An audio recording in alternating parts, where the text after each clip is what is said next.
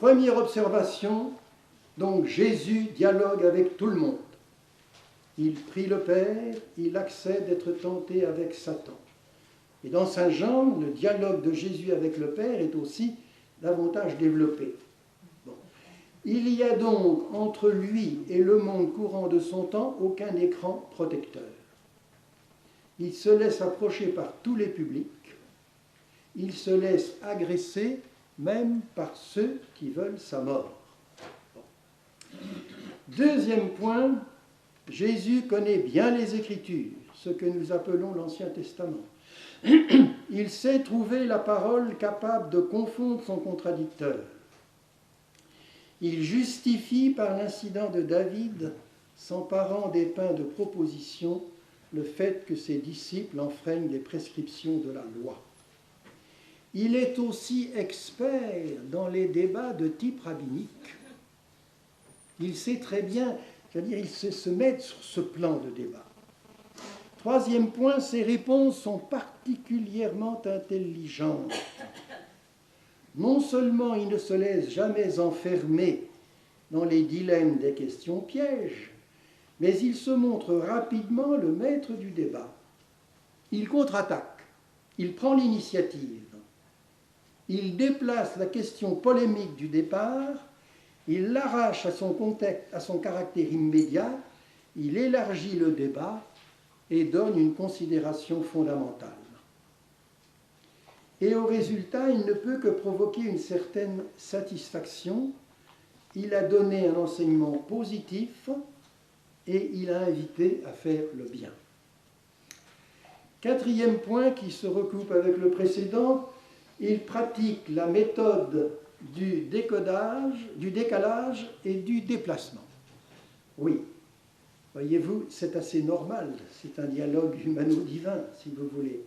Jésus voit le dialogue sous toutes ses caractéristiques, sous toutes ses possibilités, et alors il a ce don humainement utilisé de passer d'un plan à un autre, de déplacer les choses, de les décaler, de devenir l'interrogateur, et par exemple, de vous demander si Dieu est le premier servi dans votre vie.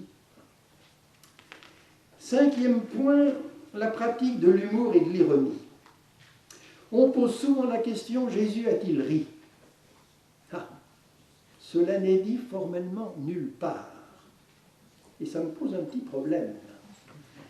Mais s'il a assumé totalement la condition humaine sauf le péché, il ne peut pas ne pas avoir ri d'un rire pur, car le rire est le propre de l'homme. Dire que Jésus n'a jamais ri reviendrait à dire qu'il n'y a pas de rire pur, qu'un rire est toujours pécheur d'une manière ou d'une autre. D'un autre côté, rire avec des hommes pécheurs est particulièrement dangereux. Comment ne pas se faire le complice d'une mise en ridicule, d'une critique, d'une jalousie, d'un mensonge? En tout cas, Jésus a pratiqué l'humour, l'ironie et le paradoxe. Le chameau qui devrait passer par le trou d'une aiguille est plus qu'une simple exagération ou une outrance orientale. Je dirais, c'est la manière pour Matthieu de dire la justification par la foi. Aucune de nos œuvres n'est capable de nous sauver. L'image provocante vous dit que la chose est absolument impossible et que seule la grâce de Dieu, cela est possible à Dieu. Ou la poutre qui est dans l'œil est du même ordre. La réponse à la Samaritaine qui lui dit « Je n'ai pas de mari » part de l'élément de vérité qui s'y trouve. Il y a beaucoup d'humour dans les petites paraboles des gamins sur la place, dont une équipe refuse de s'associer au jeu de l'autre. Nous avons chanté, vous n'avez pas dansé, nous nous sommes lamentés, vous n'avez pas pleuré, vous n'avez pas joué le jeu. Et Jésus dit, Jean est venu sans manger ni boire, et vous dites il a un démon. Le Fils de l'homme mange et boit, et vous dites c'est un ivrogne et un glouton. Alors, sixième point, Jésus est à la fois sévère et tendre. je crois qu'il faut tenir les deux points en même temps. Pensons aux imprécations contre les pharisiens, contre Tyr et Sidon, la sévérité dont il témoigne envers ceux qui veulent le suivre sans y être tout à fait prêts. Laissez les morts enterrer leurs morts.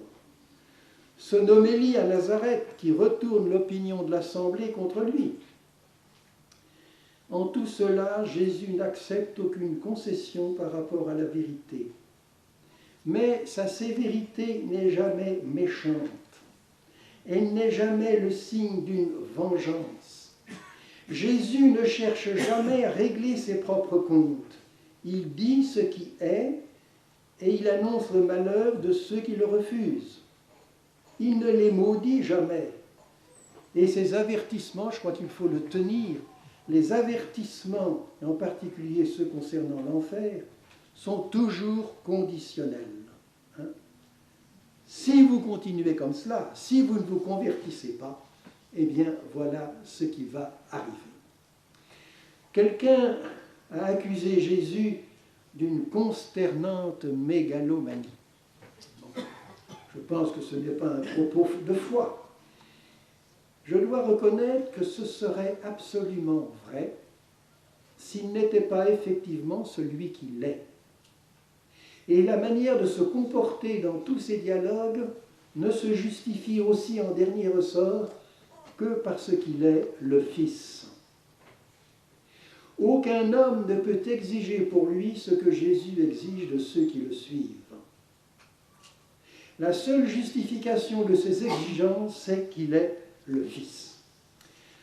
Enfin, 7e et dernier point, rassurez-vous, quel est en définitive le trait le plus révélateur de la personnalité de Jésus?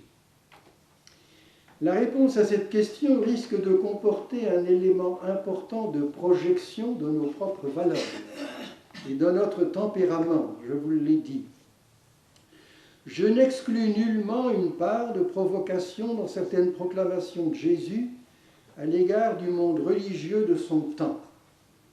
Mais je ne pense pas que ce soit là la ligne majeure, la ligne de force. Je me refuse à voir en lui un provocateur dans toutes les directions, car ces provocations n'ont pas du tout le contenu que nous mettons spontanément sous ce mot. Ce sont des provocations qui nous invitent à la conversion.